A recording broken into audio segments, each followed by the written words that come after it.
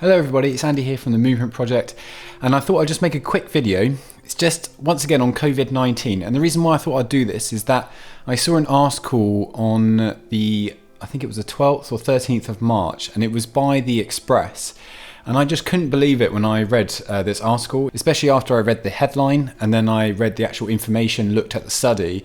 It just really shocked me. So what I thought I'd do is I would make a video showing you how I would go about looking at an article and how quickly I would distinguish whether I felt like it was a trustworthy or an accurate article. You don't need a science background or anything like that. You just need a little bit of time just to go through it and just to use a bit of common sense really. But with technology it's amazing because you can search and look up things really quickly. So I'll look at the article here so you can hopefully just see what I'm looking at. So it is The Express. I think it was, when was it? So it was on the 11th of March, but I saw it on the 12th of March. So the title is Coronavirus Shock Claim, Virus Genetically Engineered for Efficient Spread in Humans. So this sounds incredibly scary. Also, it sounds like, this would just be an absolute game changer. Everyone should be on top of this. But why is only a few papers, well, as far as I'm aware, there may be one other paper, but The Express just found this and no one else is commenting on it. So when we sort of look down, so if I saw this, I think, okay, wow, that's a big claim. Let's have a look into this. So the coronavirus may have been genetically engineered for efficient spreading in human population, a bombshell new study claims. So obviously a new study, that sounds like it's really convincing.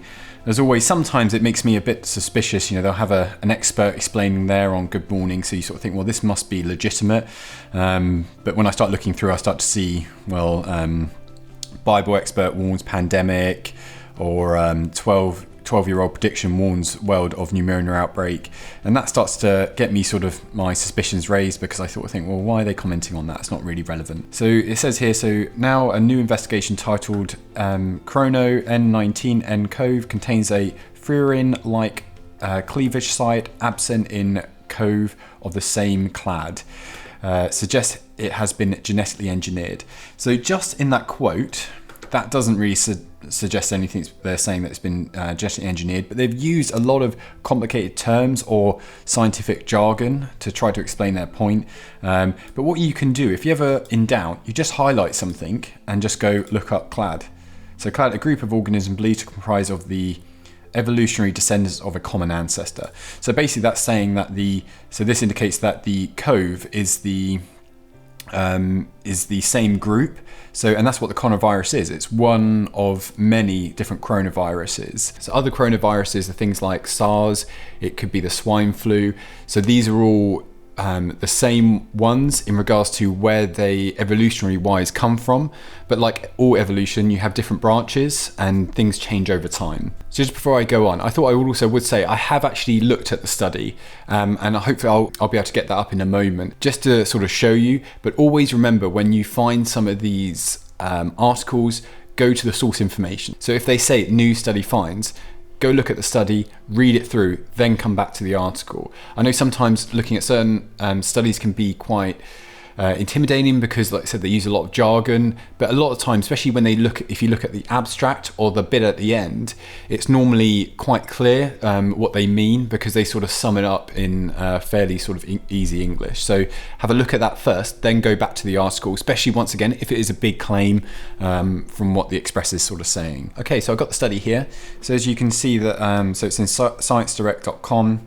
So one thing that you can do is just read the abstract. So they'll put all the most important information there. And then it goes into loads of details. Like I said, I've read through this. Some of it I understand, some of it I don't. This is part of the genome, so the different branches that sort of come out. So you see COVID-19 at the top. There's the SARS. So you see they have a common ancestor, then it branches, which then has formed these two. And then you have this one at the top. And then, once again, it goes into loads of information, different genoming as well. You don't need to know any of that. And it talks and talks and talks. And then if you get to sometimes the first or the last couple of paragraphs, then it can talking about the furin and going into more details. And this is, if you don't want to read the whole thing, which is understandable, you can go to these and get a bit more of a clearer picture. But if I go back to the article now, so So going on, so I'll try to now just stick to the article and see what they say. So published on Science Direct this month, which we saw there. The science reason, 2019, a coronavirus 2019 infected humans has emerged in Wuhan, China, which we know. Its genome has been sequenced and the genomic information promptly released, which I showed you in that article. In the article, so this is a quote. In the article, we discuss the possible function consequences of this cleavage site in the viral cycle, pathogenicity, and its potential implication in the development of antivirals. So this is saying that they've maybe found there's possible ways that they can try to create vaccines for it. Furin is a highly expressed protein found in the lungs of humans that could have been used to activate a virus that previously could have only been passed between animals. So the expert believes this particular furin is a anomaly and could be used to successfully exploit enzymes that innate immunity in humans. So once again, this is not really saying anything. So it's saying that the new coronavirus maybe is exploiting this protein, that's what this is, to spread quickly or more efficiently in people. The paper goes on to explain how scientists have not seen anything like this in previous strains. So going to that comment, I always find it a little bit interesting how people find that because it hasn't been done before or people haven't seen it, then somehow it's got to be some conspiracy behind it, or there's got to be something else to it. We're finding new things all the time, and just because we haven't seen it doesn't mean it isn't natural or it isn't very common. These are very specific things that the scientists are looking at, so this doesn't prove anything. It adds, before the emergence of the 2019 coronavirus, this important feature was not observed in other coronavirus. As I've just described, it's not really interesting, doesn't tell us much. Strikingly, the 2019 coronavirus sequence contains 12 additional nucleotides upstream of a single cleavage site. So once again, they're using a lot of the scientific jargon, but this is just saying that there are 12 additional nucleotides, which I think are in the DNA sequences. So there's 12 changes, which I don't know if it's higher or not, but once again, it doesn't really matter. But there is changes regardless, but that's all the scientists are saying. And maybe that is very strikingly, but that's maybe also why this may be also why the coronavirus has been so quickly sort of spread. The paper suggests that part of the DNA chain has been tampered with so then the scientists then say gain of function of the 2019 nCoV for efficient spreading in the human population compared to other coronaviruses.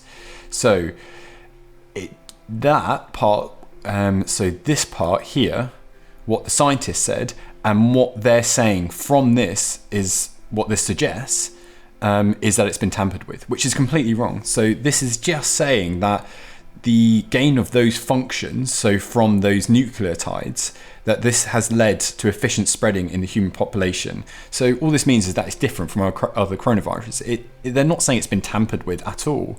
It's maybe been tampered with in a evolutionary sense, but there's not someone going in there and changing things. And then going on, it adds this possibility. This possibility illustrates a convergent evolution pathway between unrelated COVs. Fine, okay, but that's not, once again, not saying it. So this is just talking about that tree that I spoke of before. But for now, it's just a theory, as further testing is needed before the scientists have concrete proof. Okay, so this has become a little bit more realistic. So as you can see there, they're saying that it's only a theory and just to go over theory briefly, that theory in scientific terms means there's a lot of weight, a lot of evidence behind it. But if I believe they're using it in an everyday term here, so that just means that this is, as we know, we just say, oh, it's just a theory, so it's nothing really backing it. So if that's the case, why then have they used such a strong title like this, the coronavirus shock claims, virus genetically engineered for efficient spreading in humans, when it's just a theory? So you only need to do a little bit of reading, just so there, and then you quickly realize actually it's not as concrete as they're trying to make out. In my opinion, they're just trying to get clicks. But I think it's really dangerous that they're doing this because it's spreading a lot of misinformation. So the paper continues, obviously much more work is needed to demonstrate experimentally our assertion, but our assertion isn't what they're asserting. That's something we need to make clear, that what the scientists are asserting is that there's a change in the virus that has led to more efficient spreading, but the paper is asserting that it's been genetically engineered, which it hasn't been, or there's no evidence to suggest that's the case. So China first alerted the World Health Organization of COVID-19, but many argue the government was lying about the true seriousness of the outbreak. Once again, that may be true, pretty irrelevant at this stage. We need to deal with the infection and get it all under control. Maybe later on there could be an inquiry, but this just it's not relevant. But I understand what they're trying to do. They're trying to see if there's some government cover up or something like that. And I understand that people get into this psychology of, oh, there's a cover up. This is really scary. Put the two together. I think it's in our nature, and think, well, there's something going on here. And look, there might be, but at this stage, we just don't. How do we know? It's only from just some hearsay and things like that. We might as well go with what we know and try to do things that can actually benefit us, like washing our hands, doing all the mainstream advice on the NHS, but this is not helping anything. And then it says, coronavirus appears to be originated from the Wuhan seafood market, where wild animals, including bats and snakes, are traded and consumed. So I heard, I think I read that the scientists thought it could be originating from bats, but we still don't know if that's the case. It's just, I think they found it in some of the bats.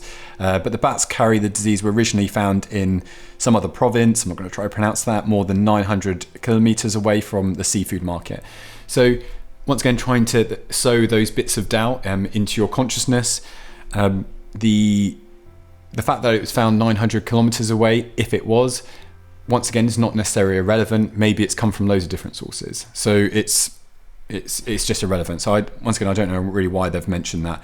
And then that was the final bit. So as you can see, that once as I've started going through that, and then you got to the bit they're saying, well, actually they need more research, we don't know, then I think they're doing that to cover their backs to some degree, but the title is completely misleading. And I just think whoever, Callum Hoare, just, yeah, shame on you. You really shouldn't have published this. There has been a lot of condemnation from other virologists and other experts on this.